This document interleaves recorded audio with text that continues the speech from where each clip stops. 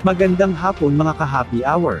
At narito ang mga balita para sa MBC TV Network News Update, 5 PM edition.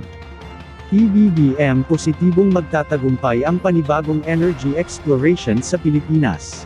Ating panuurin sa MBC TV Network News ni Leth Narciso. Inanunsyo ngayon ni Pangulong Ferdinand Marcos Jr. ang 8 petroleum service contracts na magpapalakas ng seguridad sa enerhiya ng bansa. Saklaw ng 8 bagong PSCs ang exploration areas sa Sulu Sea, Cagayan, Cebu, Northwest Palawan, East Palawan at Central Luzon. Ayon sa Department of Energy, ito ang pinakamalaking batch ng PSCs na minsanang nai-award sa kasaysayan ng Pilipinas.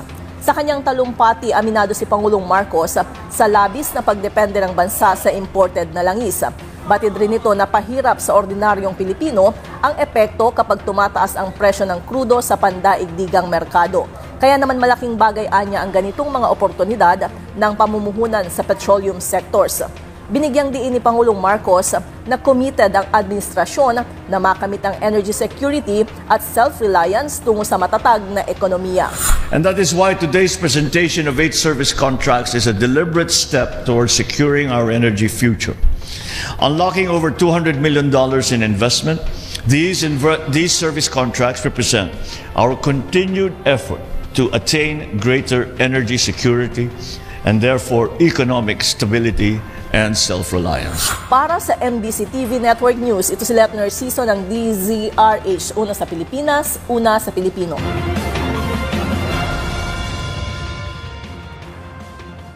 Samantala, Cardinal Tagle formal nang naitalaga bilang Cardinal Bishop sa titular diocese ng Albano sa Italia. Formal nang naitalaga bilang Cardinal Bishop ng titular diocese ng Albano sa Italia si Cardinal Luis Antonio Tagle, sa isang makasaysayang seremonya na nagpatibay sa kanyang posisyon bilang isa sa mga pinakamataas na opisyal ng simbahang Katolika. Ito ay idinaos ang seremonya nitong Sabado sa Albano Cathedral sa pangunguna ni Bishop Vincenzo Viva. Dinaluhan ito ng mga lokal na pari, laiko, at malaking delegasyon ng mga Pilipino kabilang ang pamilya ni Cardinal Tagle, mga residente ng Pontificio Colegio Filipino, at mga miyembro ng Filipino community sa Italia, 2 cardinal, 3 obispo, at mahigit 100 pari ang nakisalo sa misa. Ayon sa PCF, ang pagtatalaga ay naging mas makabuluhan dahil kasabay ito ng ika-64 na anibersaryo ng pagkakatatag ng Colegio Filipino, na pinasinayaan ni Pope St. John XXIII, na siya ring ginugunita ng simbahan tuwing October 11. Ayon pa sa ulat ng CBCP News, ang nasabing pwesto ay pansamantalang naitalaga kay Cardinal Robert Prevost, na nakatakdang italaga sana noong May 10 ngunit nahalal bilang Pope Leo XIV noong May 8. Bilang Cardinal Bishop, mananatili pa rin si Cardinal Tagle bilang Pro-Prefect para sa Section 4 First Evangelization and New Particular Churches ng Dicastery for Evangelization, tungkulin na kanya ring hawak sa kasalukuyan. Bago tayo magtapos, narito na ang Christmas countdown, ngayong araw ng linggo. 74 days na lang, Pasko na. At yan ang mga balita para sa MBC TV Network News Update, 5 PM edition. Samahan ninyo kami bukas, mula alas 9 ng umaga, hanggang alas 5 ng hapon.